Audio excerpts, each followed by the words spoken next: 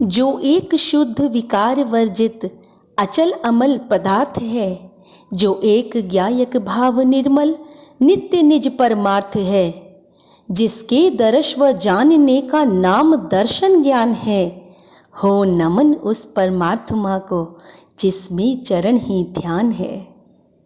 सभी को जय जिनेंद्र। एक किसान अपने पड़ोसी की बहुत निंदा करता था, उसकी हर समय बुराई करता था। परिस्थितिवश उसके दिन बदले, उसे अपनी गलती का एहसास हुआ। उसने अपने गुरु के पास सोचा कि मैं वहां जाऊं और उनसे प्रायश्चित लूं। मैं गुरु के पास गया तो गुरु ने कहा कि ठीक है, ये पंखों से भरा एक थैला है जो शहर के बीच जाओ और रास्ते में बिखेर दो। यह सुनकर किसान ने वैसा किया। बाद में वह पुनः गुरु के पास आया।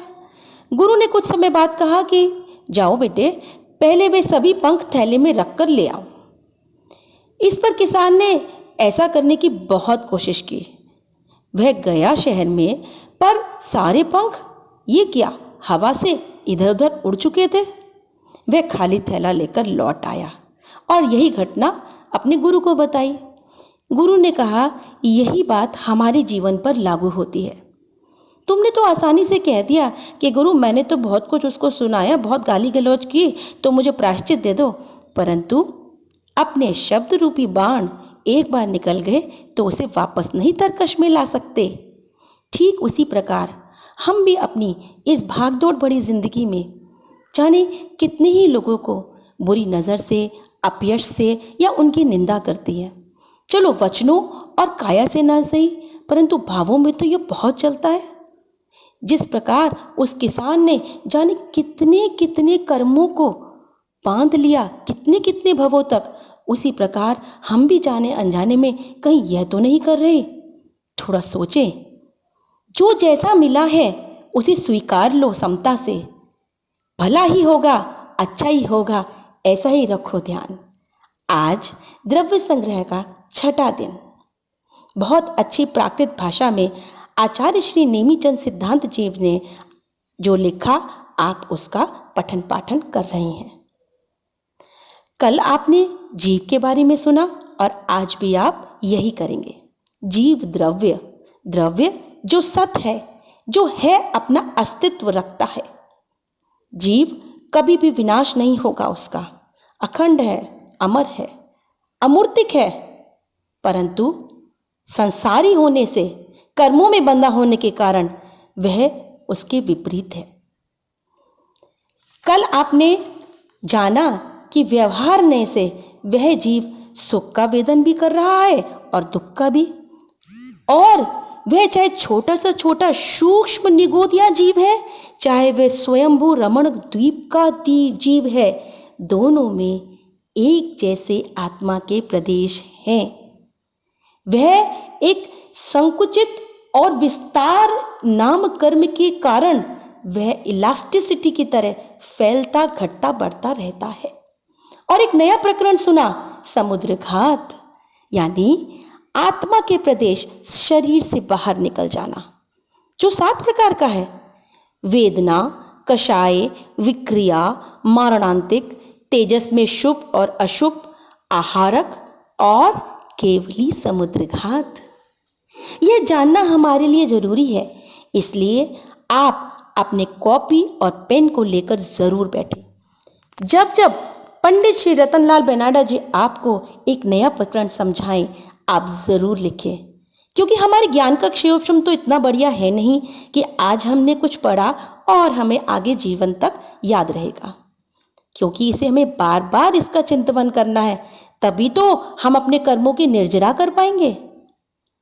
आज छठे दिन में आप और आगे चलेंगे कि हमने, इस जीव ने कहाँ कहाँ जन्म लिया।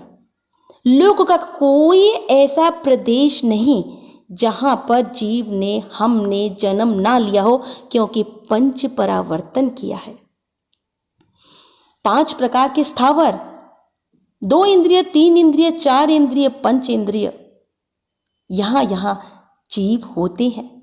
और जीव समास के तरीके से भी हम समझेंगे कि हमने जाने कहां कहां पर्याप्तक और अपर्याप्तक दशा में जीव ने जन्म लिया।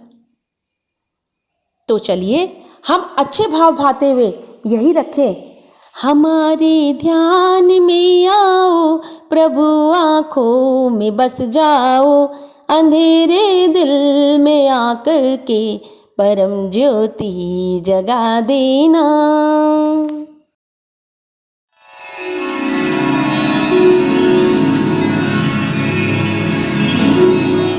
जय जिनेन्द्र जीवम जीवम दवम जिणवर वसहेण जीर्णे दिठम देविंद विंद वंदम वंदे तम संवदा शिरसा। पंच परमेष्ठी भगवान की जय। आज विषय है जीव कहाँ है, संसार में स्थित है, किस रूप में रहता है, उसके बारे में आज की 2 गाथाओं में चर्चा होगी। पूर्वी जलते उवाऊ, पूर्वी जलते उवाऊ, वनस्पति विविह थावरे इंदी, वनस्पति विविह थावरे इंदी, विगतिग चदु पंचखा, विगतिग चदु पंचखा, तस जीवा होन्ति संखादि, तस जीवा होन्ति संखादि। जीव संसार में किन किन रूपों में रहता है, किन किन अवस्थाओं में रहता है, ये बता रहे।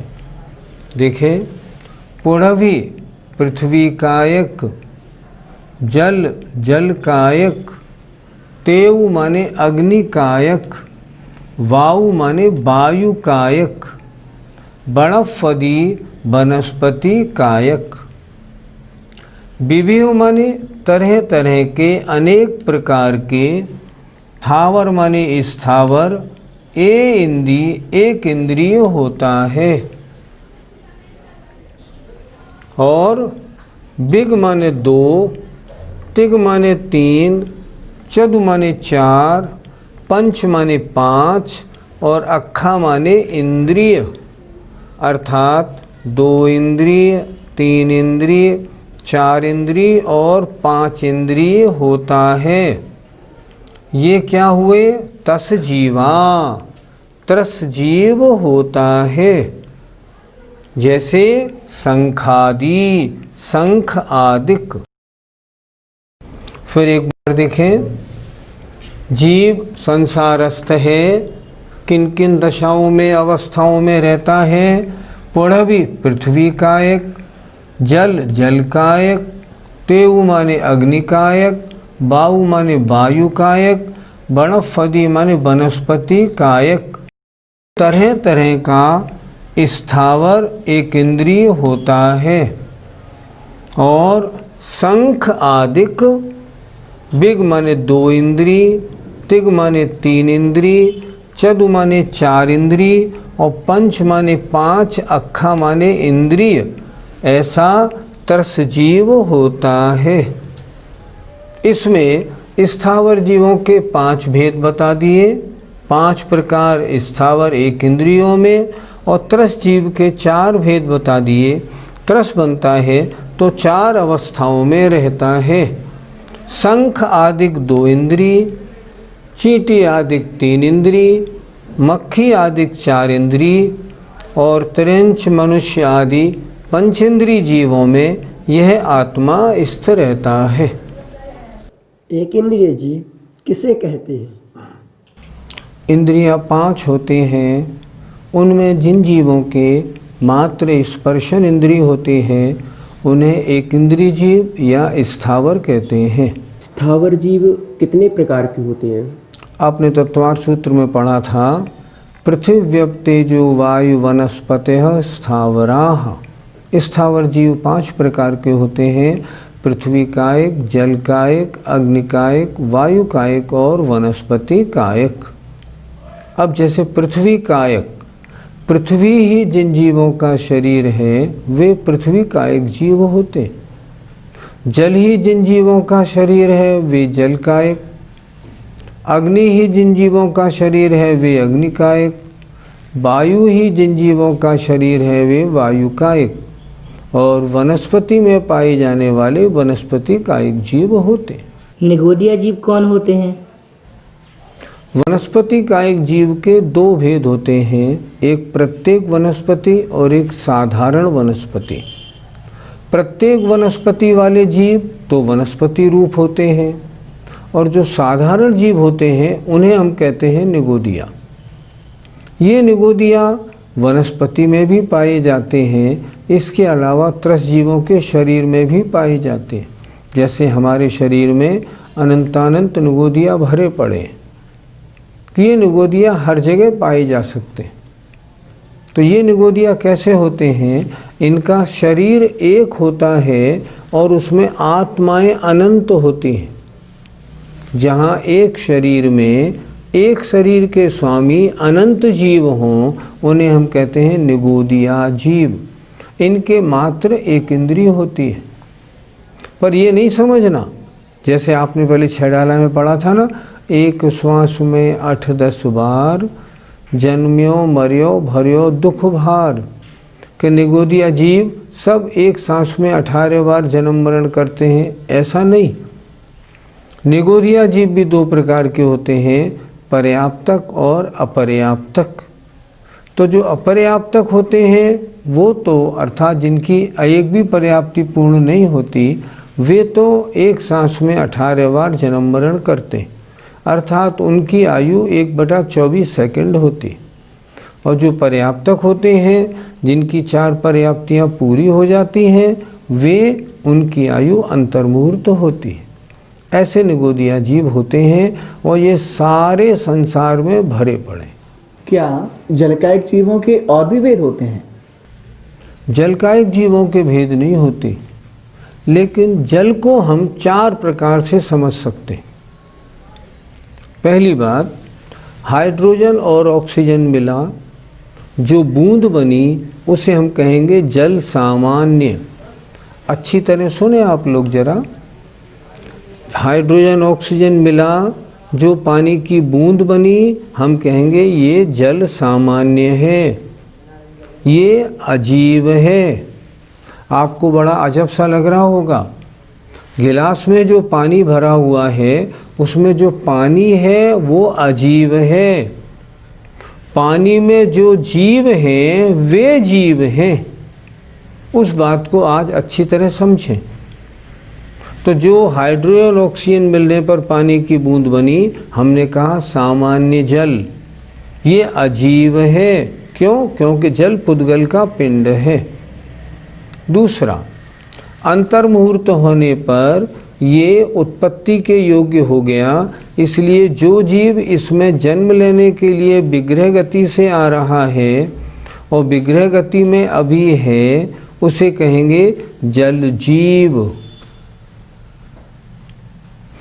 उसने जल में आके जन्म ले लिया, अब हमने उसे कहा जल कायिक जीव।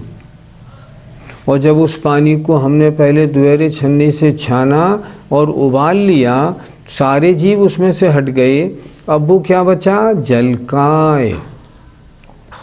ऐसे जल और जलकाय अजीब, जल जीव और जलकायिक जीव जीव। एक बार फिर समझें, हमने दिया सलाई में तीली लगाई, अग्नि की लौ बनी, ये अग्नि सामान्य अजीब, अभी इसमें जीव नहीं है। अंतर्मुहूर्त बाद इसमें जन्म लेने के लिए जो जीव विग्रह गति से आ रहा है वो अग्नि जीव। उसने जन्म ले लिया अग्नि में, अग्नि कायिक जीव। और आग बुझ गई लेकिन अभी गर्मी है, उसे हम कहेंगे अग्निकाय। अग्नि और अग्निकाय अजीब, और अग्नि जीव और अग्निकायिक जीव ये जीव। इस तरह समझना चाहिए। इस तरह पृथ्वी में, वायु में ऐसे ही लगा लेना चाहिए। इन त्रस और स्थावर जीवों में जन्म क्यों होता है? आचार्यों ने इसके मुख्यतया 2 कारण लिखे। पहली बात, हमें इंद्रिय सुख अच्छे लगते हैं। दूसरी बात, हम त्रस और स्थावर जीवों की हिंसा करते, इसलिए हमारा जन्म त्रस और स्थावरों में होता है। यदि हम इन दोनों चीज़ों को छोड़ दें तो हमारा जन्म ना त्रसों में हो ना स्थावरों में हो, फिर तो हम मुक्ति भाजन हो जाएं। पंचेंद्रियों की सुख हमें अच्छी क्यों लगती है? सबसे पहली बात, अनादिकाल से मिथ्यात्व में ही घूम रहे हैं, इस कारण। हमें अपनी आत्मा का परिचय नहीं, इस कारण। और तीसरी बात, हमें आनंद का ज्ञान नहीं, हमने इसी में आनंद मान रखा। 3 गड़बड़ियाँ हैं। देखो अच्छी तरह समझें इसको, इस बहुत समझने का विषय। लिखा है सागर धर्मामृत में, अनाद्य विद्या दोषोत्थ चतुसंज्ञा ज्वरा तुराः शश्वत स्वज्ञान विमुखाः सागाराः विषयोन्मुखाः। अनाद्य विद्या दोषोत्थ, अनादिकाल से अज्ञानी मिथ्यात्वी होने के कारण 4 संज्ञाओं रूपी बुखार से व्याकुल वर्तमान के जो हम मनुष्य लोग हैं, ये निरंतर आत्मज्ञान से विमुख और पंचेंद्रियों के सुख को सुख मानने में लीन रहते हैं। सबसे बड़ी गड़बड़ है, अनादिकाल की अविद्या है। इस पंचम काल में जन्म लिया है, मिथ्यात्वी ही तो जन्म लेता है। तो मिथ्या दर्शन सहित हमने जन्म लिया, लेकिन सारी सुविधा मिलने के बाद भी अभी हमारा ध्यान आत्म कल्याण की ओर नहीं। अभी भी हमें पंचेंद्रिय के विषय अच्छे लगते हैं। कितनी बड़ी भूल है। अगर हम अच्छी प्रकार स्वाध्याय करें और आत्मा का परिचय हमें हो जाए, फिर मजाल है हमें पंचेंद्रिय के सुख अच्छे लगें, कभी भी अच्छे नहीं लगेंगे। तो गड़बड़ सिर्फ यही है, अनादिकाल की अविद्या है और आत्मा का परिचय नहीं, स्वाध्याय में रुचि नहीं, अज्ञानता के कारण इंद्रिय सुख में आनंद की ओर हमारा ध्यान नहीं। निराकुलता कैसे प्राप्त होगी? अगर मैं इसमें लगा रहूँगा, संसार से बंधन कैसे छूटेगा, इसका मुझे होश नहीं। क्यों? स्वाध्याय नहीं, सत्संगति का अभाव, साधु संगति हम करते नहीं। इस कारण ये सब गड़बड़ी है और कुछ नहीं। इसलिए सुख दुख में हम हमेशा पड़े रहते हैं, कभी स्थावर कभी त्रस्त, कभी स्थावर कभी त्रस्त। अनादिकाल से अनंत परावर्तन हमने इसी प्रकार पूरे किए। निगोदिया जीव कितने प्रकार के होते हैं? निगोदिया जीव 2 प्रकार के, एक नित्य निगोदिया, एक इतर निगोदिया। नित्य निगोदिया जो अनादिकाल से निगोद में ही हैं, आज तक वहाँ से बाहर निकले ही नहीं, वो नित्य निगोदिया जीव हैं।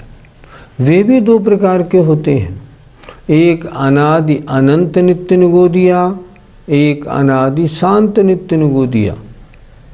अनादि अनंत निगोदिया वो हैं जो निगोद से ना तो आज तक निकले हैं ना आगे निकलेंगे। सारे दूरान दूर भव्य ये अनादि अनंत नित्य निगोदिया की पर्याय में हैं। भव्य होते हुए भी न निकले हैं न निकलेंगे। एक होते हैं अनादि शांत नित्य निगोदिया, जो अनादिकाल से तो नित्य निगोद में हैं, लेकिन अब वे कभी नित्य निगोद से बाहर निकलेंगे। उन्हें कहते हैं अनादि शांत नित्य निगोदिया। दूसरे होते हैं इतर निगोदिया, निगोद से निकले, अन्य पर्यायों को धारण किया, पुनः निगोद में चले गए, वो कहलाते हैं इतर निगोदिया। इस तरह निगोदिया जीवों के भेद समझने चाहिए। जो दूरान दूर अनंत अनादि निगोदिया जीव हैं, वे भव्य हैं, तो फिर बाहर क्यों नहीं आते? आपका प्रश्न ये है कि दूरान दूर भव्य हैं, फिर उन्हें कभी तो मोक्ष होना चाहिए, तो हमने ये क्यों कह दिया कि अनादि अनंत नित्य निगोदिया? यही तो प्रश्न है। देखो, भव्य 3 प्रकार के, एक निकट भव्य जो जल्दी मोक्ष जाएंगे, दूसरा दूर भव्य जो कभी मोक्ष जाएंगे अनंत काल बाद। एक होते हैं दूरांदूर भव्य, उनमें उनकी आत्मा में सम्यक प्रकट करने की शक्ति है, पर निमित्त ही नहीं मिलेगा तो व्यक्त कैसे होगा? निमित्त ही नहीं मिलेगा तो व्यक्त कैसे होगा? तो ये दूरांदूर भव्य जो हैं वो ऐसे हैं, इनकी आत्मा में सम्यक प्रकट करने की शक्ति तो है, पर ये वहाँ से निकलेंगे नहीं, इसलिए ये कभी मोक्ष जाने का प्रसंग ही नहीं उठेगा इनका। उन्हें कहते हैं दूरांदूर भव्य। सारे दूरांदूर भव्य नित्य निगोद में हैं, अनादि से हैं, अनंत काल तक रहेंगे। क्यों? कि अगर वो बाहर आ जाएंगे तो निमित्त मिल जाएगा तो मोक्ष चले जाएंगे, फिर दूरांदूर भव्य कैसे? इसलिए वहीं रहेंगे वो।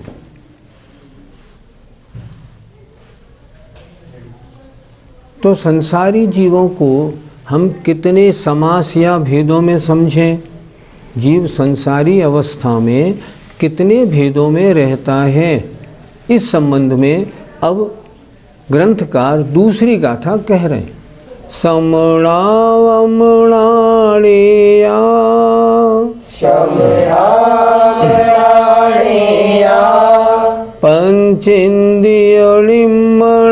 परे सवे पंचेन्द्रियलिम्मणा परे सवे बादर सुहमेन्दी बादर सुहमेन्दी सवे पज्जत इदरायो सवे पज्जत इदराय।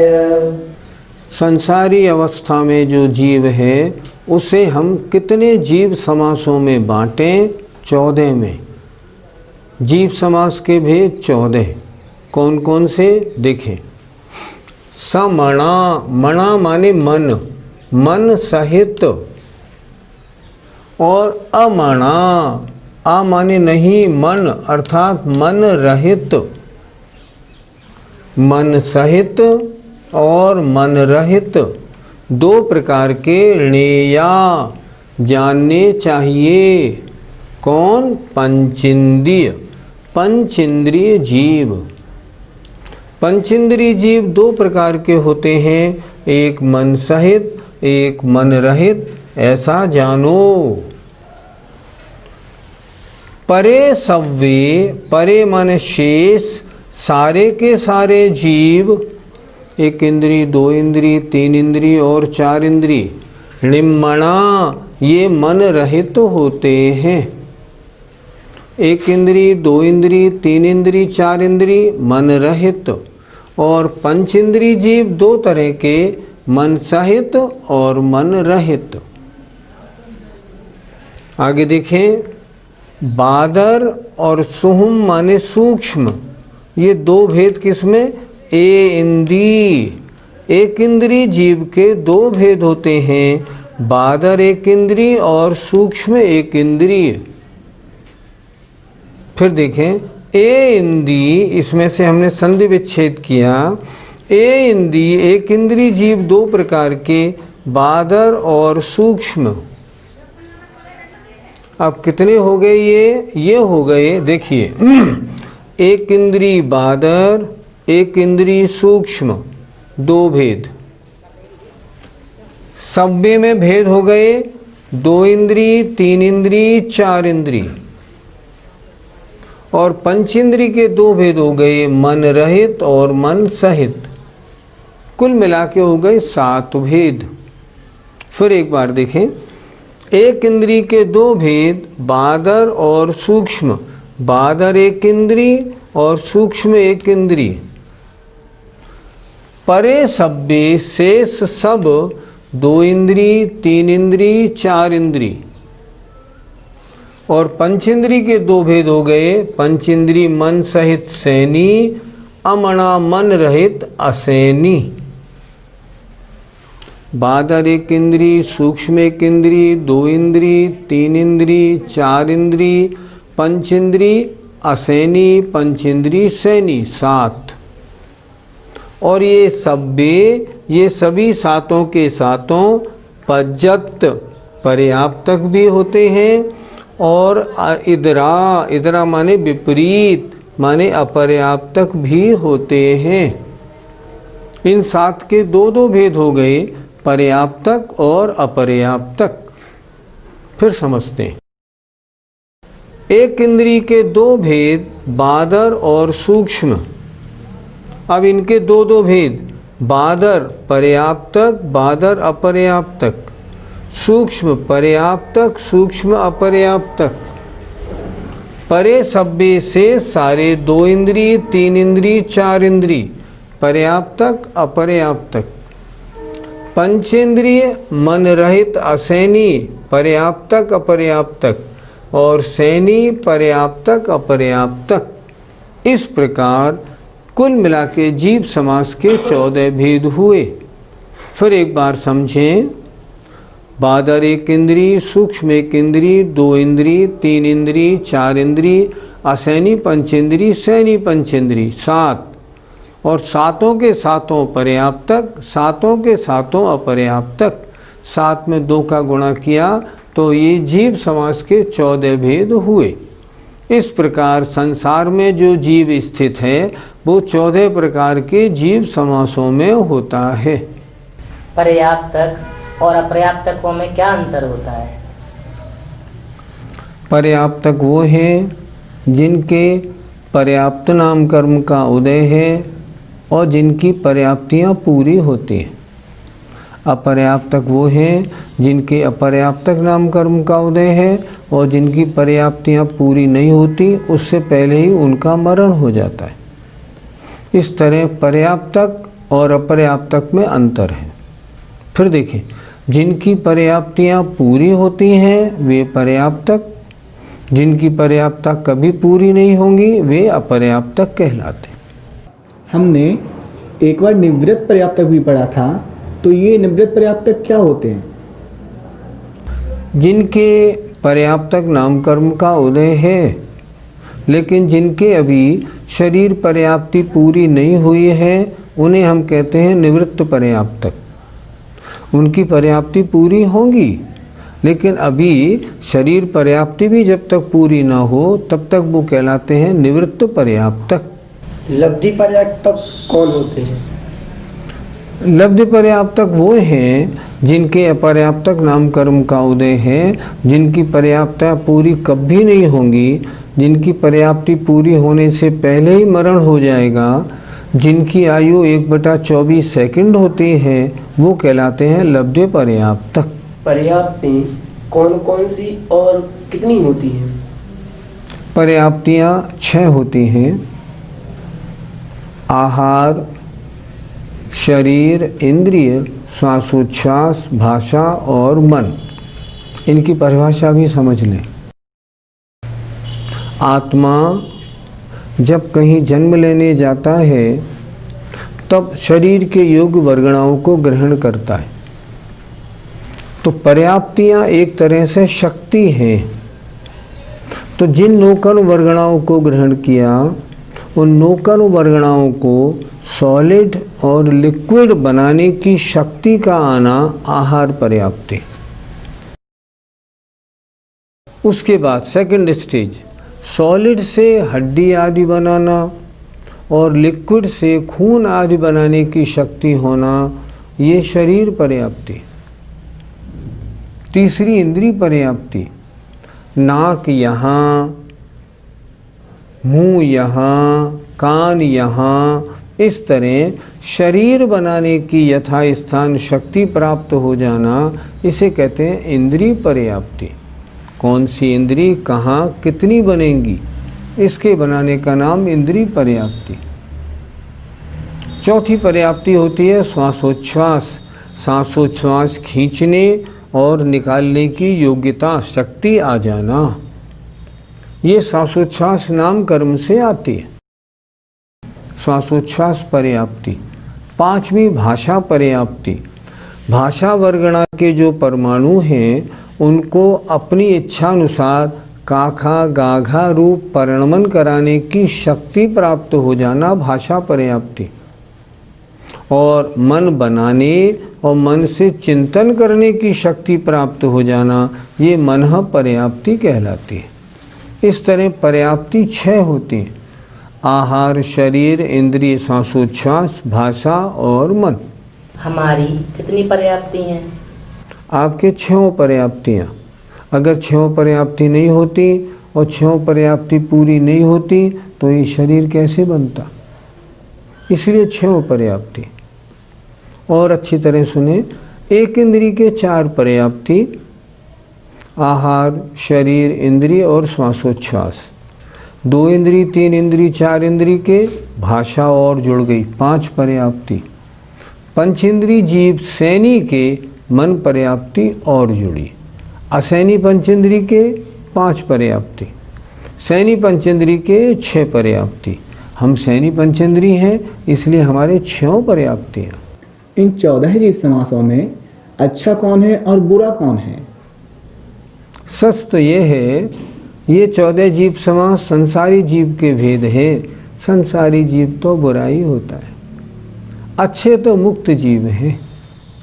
पर फिर भी अगर यूँ देखा जाए ना, तो इन 14 जीव समासों में सबसे अच्छा कौन? सैनी पंचेंद्रिय। अब सैनी पंचेंद्रिय भी 4 गति के होते हैं: नरक, तिरंच, मनुष्य और देव। इनमें अच्छा कौन? मनुष्य। और उनमें अच्छा कौन? हम और आप, जो जैन धर्म में पैदा हुए हैं। इस तरह जीव की चर्चा चल रही है। अब आगे और थोड़ी चर्चा अगली पाठशाला में करेंगे। जय जिनेन्द्र।